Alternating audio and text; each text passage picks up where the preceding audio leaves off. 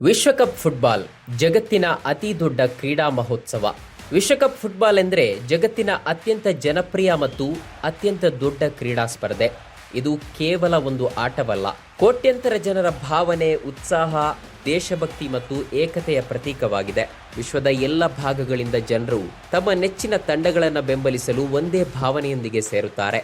ಪ್ರತಿ 4 ವರ್ಷಗಳಿಗೊಮ್ಮೆ ನಡೆಯುವ ಈ ಕ್ರೀಡಾ ಮಹೋತ್ಸವವು ಇಡೀ ಜಗತ್ತಿನ ಗಮನವನ್ನ ತನ್ನತ್ತ ಸೆಳೆಯುತ್ತದೆ. ವಿಶ್ವಕಪ್ ಸಮಯದಲ್ಲಿ ರಸ್ತೆಗಳಿಂದ ಹಿಡಿದು ಕ್ರೀಡಾಂಗಣಗಳವರೆಗೆ ಹಬ್ಬದ ವಾತಾವರಣ ನಿರ್ಮಾಣವಾಗುತ್ತದೆ. ಜನರು ತಮ್ಮ ದೇಶದ ಧ್ವಜಗಳನ್ನು ಹಿಡಿದು ಸಂಭ್ರಮಿಸುತ್ತಾರೆ. ಮಕ್ಕಳು, ಯುವಕರು, ಹಿರಿಯರು ಎಲ್ಲರೂ ಫುಟ್ಬಾಲ್ನ ಜ್ವರದಲ್ಲಿ ತೇಲುತ್ತಾರೆ. ಆದ್ದರಿಂದಲೇ ಫುಟ್ಬಾಲ್ ವಿಶ್ವಕಪ್ ಅನ್ನ ಜಗತ್ತಿನ ಕ್ರೀಡಾ ಹಬ್ಬ ಎಂದು ಕರೆಯಲಾಗುತ್ತದೆ. 2026ರ ಫಿಫಾ ವಿಶ್ವಕಪ್ ಮಹಾಮೇಳವು ಗುರುವಾರ ಜೂನ್ 11ರಂದು ಆರಂಭವಾಗುತ್ತಿದ್ದು, ಜಗತ್ತಿನ ಕೋಟ್ಯಂತರ ಕ್ರೀಡಾಭಿಮಾನಿಗಳು ಈ ಮಹಾಮೇಳವನ್ನು ಕಣ್ತುಂಬಿಕೊಳ್ಳಲು ಕಾತರದಿಂದ ಎದುರು ನೋಡುತ್ತಿದ್ದಾರೆ. ಫಿಫಾ ವಿಶ್ವಕಪ್ ಕೇವಲ ಪಂದ್ಯಗಳ ಸರಣಿಯಲ್ಲ, ಇದು ಕನಸುಗಳ ಹಬ್ಬ. ದೇಶಗಳ ನಡುವಿನ ಗೌರವದ ಪೈಪೋಟಿ ಹಾಗೂ ಮಾನವ ಏಕತೆಯ ಸಂಕೇತವಾಗಿದೆ. ಈ ಬಾರಿಯ ಫಿಫಾ ವಿಶ್ವಕಪ್ ಅನೇಕ ವಿಶೇಷತೆಗಳನ್ನು ಹೊಂದಿದೆ. 3 ರಾಷ್ಟ್ರಗಳು ಆತಿಥ್ಯ ವಹಿಸೋದು, 48 ರಾಷ್ಟ್ರಗಳು ಭಾಗವಹಿಸೋದು, 104 ಪಂದ್ಯಗಳು ನಡೆಯೋದು ಮತ್ತು ಹೊಸ ತಲೆಮಾರಿನ ಆಟಗಾರರು ವಿಶ್ವದ ಗಮನ ಸೆಳೆಯುವ ಸಾಧ್ಯತೆಗಳು ಈ ಫಿಫಾ ವಿಶ್ವಕಪ್ ಅನ್ನ ಇನ್ನಷ್ಟು ರೋಚಕಗೊಳಿಸಲಿದೆ. ಈ ಬಾರಿ ಕಣದಲ್ಲಿರುವ ದಿಗ್ಗಜರು. ವಿಶ್ವಕಪ್ ಫುಟ್ಬಾಲ್ ಆಟ ಹಲವು ಕ್ರೀಡಾಪಟುಗಳ ಜೀವನದಲ್ಲಿ ಹಲವು ಸಂತಸದ ಕ್ಷಣಗಳನ್ನು ಮೂಡಿಸಿದೆ. ಹಲವರಲ್ಲಿ ಆಸೆ ಗರಿಗೆದರುವಂತೆ ಮಾಡುತ್ತದೆ. ದಟ್ಟ ದಾರಿದ್ರ್ಯದಿಂದ ಬಳಲುತ್ತಿರುವವರ ಮನದಲ್ಲಿ ಸಂತಸದ ನಗೆ ಮೂಡಿಸುತ್ತದೆ. ಫುಟ್ಬಾಲ್ ಆಟದ ಮತ್ತೊಂದು ವಿಶೇಷತೆ ಅಂದ್ರೆ ಇದು ಸಾಮಾನ್ಯರನ್ನ ಅಸಾಮಾನ್ಯರನ್ನಾಗಿಸುತ್ತದೆ. ಈ ಬಾರಿ ಹಲವಾರು ದಿಗ್ಗಜ ಆಟಗಾರರು ವಿಶ್ವಕಪ್ ಆಡುತ್ತಿದ್ದಾರೆ. ಅವರಲ್ಲಿ ಅರ್ಜೆಂಟೀನಾ ನಾಯಕ ಲಿಯೋನೆಲ್ ಮೆಸ್ಸಿ, ಪೋರ್ಚುಗಲ್ ನಾಯಕ ಕ್ರಿಸ್ಟಿಯಾನೋ ರೊನಾಲ್ಡೋ, ಫ್ರಾನ್ಸ್ ನಾಯಕ ಕೈಲಿಯನ್ ಎಂಬಾಪೆ, ಸ್ಪೇನ್ನ ಯುವ ತಾರೆ ಲಮಿನ್ ಯಮಾಲ್, ಇಂಗ್ಲೆಂಡ್ ನಾಯಕ ಹ್ಯಾರಿ ಕೇನ್, ಬ್ರೆಜಿಲ್ನ ವಿನಿಷಿಯಸ್ ಜೂನಿಯರ್, ಈಜಿಪ್ಟ್ ನಾಯಕ ಮೊಹಮ್ಮದ್ ಸಲಾಹ್, ಗಾನಾದ ಅಂಟೈನ್ ಸೆಮೆನ್ಯೋ, ತುರ್ಕಿಯ ಆರ್ದಾ ಗುಲೇರ್, ನಾರ್ವೆಯ ಆರ್ಲಿಂಗ್ ಹ್ಯಾಲೆಂಡ್ ಪ್ರಮುಖರಾಗಿದ್ದಾರೆ. ಈ ಬಾರಿಯದ್ದು ಐತಿಹಾಸಿಕ ವಿಶ್ವಕಪ್. 2026ರ ವಿಶ್ವಕಪ್ ಹಲವು ಹೊಸ ಅಧ್ಯಾಯಗಳನ್ನು ಬರೆಯಲಿದೆ. ಈ ಬಾರಿ 3 ರಾಷ್ಟ್ರಗಳು ಆತಿಥ್ಯ ವಹಿಸಲಿವೆ. ಇದುವರೆಗೆ 1 ಅಥವಾ 2 ರಾಷ್ಟ್ರಗಳು ಮಾತ್ರ ಫಿಫಾ ವಿಶ್ವಕಪ್ ಆಯೋಜಿಸಿದ್ದವು. ಆದರೆ ಈ ಬಾರಿ ಅಮೆರಿಕ, ಕೆನಡಾ ಮತ್ತು ಮೆಕ್ಸಿಕೋ ಎಂಬ 3 ರಾಷ್ಟ್ರಗಳು ಒಂದಾಗಿ ಫಿಫಾ ವಿಶ್ವಕಪ್ ಆಯೋಜಿಸುತ್ತಿವೆ. ಇದು ಕ್ರೀಡೆಯ ಮೂಲಕ ಜಾಗತಿಕ ಸಹಕಾರದ ಅತ್ಯುತ್ತಮ ಉದಾಹರಣೆಯಾಗಿದೆ. ಫುಟ್ಬಾಲ್ ವಿಶ್ವಕಪ್ನ ಇತಿಹಾಸ. ಫಿಫಾ ಸಂಸ್ಥೆಯು ಫುಟ್ಬಾಲ್ ವಿಶ್ವಕಪ್ ಆಯೋಜನೆಯನ್ನ ಆರಂಭಿಸಿತು. ಮೊದಲ ವಿಶ್ವಕಪ್ 1930ರಲ್ಲಿ ಉರುಗ್ವೆ ದೇಶದಲ್ಲಿ ನಡೆಯಿತು. ಆ ಸಮಯದಲ್ಲಿ ಕೇವಲ 13 ರಾಷ್ಟ್ರಗಳು ಮಾತ್ರ ಭಾಗವಹಿಸಿದ್ದವು. ಮೊದಲ ವಿಶ್ವಕಪ್ನಲ್ಲಿ ಆತಿಥೇಯ ಉರುಗ್ವೆ ತಂಡವೇ ಚಾಂಪಿಯನ್ ಆಯಿತು. ಆರಂಭದಲ್ಲಿ ಈ ಟೂರ್ನಿ ಸಣ್ಣ ಮಟ್ಟದಲ್ಲಿ ನಡೆದಿದ್ದರೂ ನಂತರ ವರ್ಷಗಳಿಂದ ವರ್ಷಕ್ಕೆ ಅದರ ಜನಪ್ರಿಯತೆ ಹೆಚ್ಚಿತು. ಇಂದಿಗೆ ವಿಶ್ವಕಪ್ ಪಂದ್ಯಗಳನ್ನು ಕೋಟ್ಯಂತರ ಜನರು ನೇರ ಪ್ರಸಾರದಲ್ಲಿ ವೀಕ್ಷಿಸುತ್ತಾರೆ. ದ್ವಿತೀಯ ವಿಶ್ವಯುದ್ಧದ ಸಮಯದಲ್ಲಿ 1942 ಮತ್ತು 1946ರಲ್ಲಿ ಫಿಫಾ ವಿಶ್ವಕಪ್ ನಡೆಯಲಿಲ್ಲ.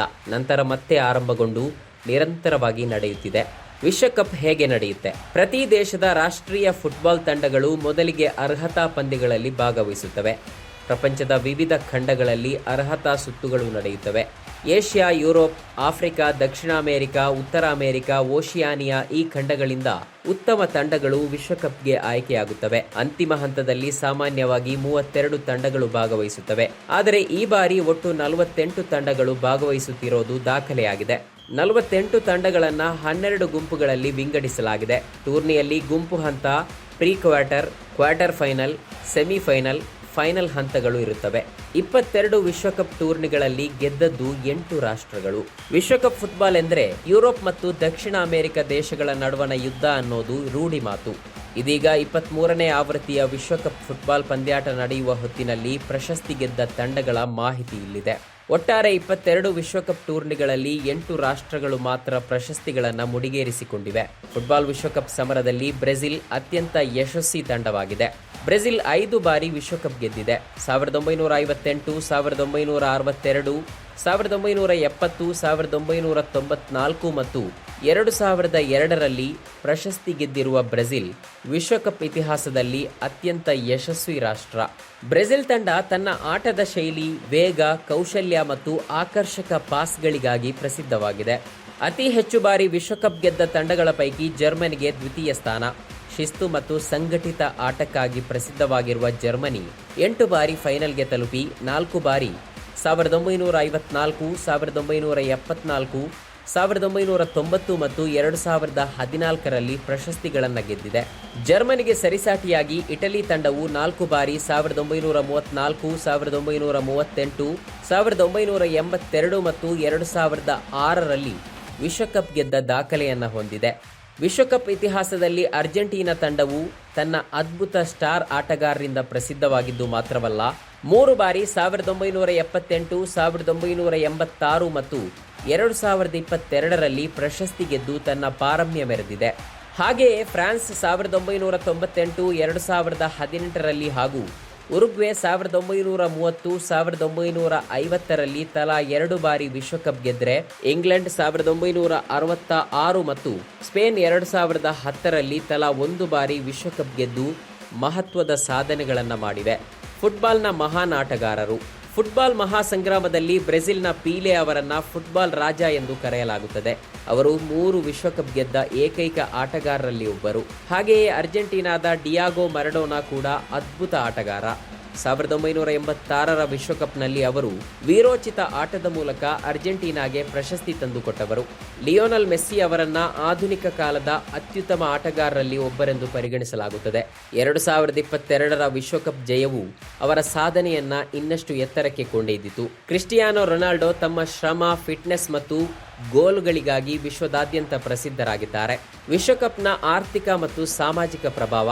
ಫುಟ್ಬಾಲ್ ವಿಶ್ವಕಪ್ ಆಯೋಜಿಸುವ ದೇಶಕ್ಕೆ ಇದು ದೊಡ್ಡ ಆರ್ಥಿಕ ಅವಕಾಶವಾಗುತ್ತದೆ.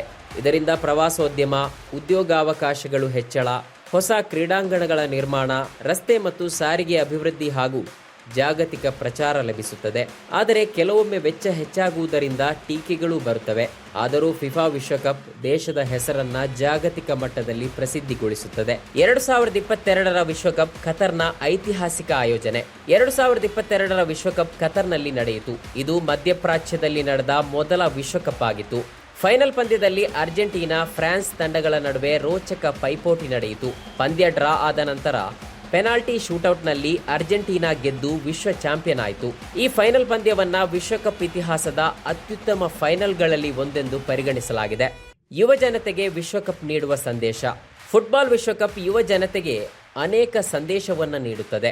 ತಂಡದ ಮನೋಭಾವ, ಶ್ರಮ ಮತ್ತು ಶಿಸ್ತು, ಆತ್ಮವಿಶ್ವಾಸ, ಸೋಲಿನ ನಂತರವೂ ಮತ್ತೆ ಎದ್ದು ನಿಲ್ಲುವ ಧೈರ್ಯ, ದೇಶಭಕ್ತಿ, ಆಟಗಾರರ ಜೀವನ ಕಥೆಗಳು ಅನೇಕ ಯುವಕರಿಗೆ ಪ್ರೇರಣೆ ನೀಡುತ್ತವೆ.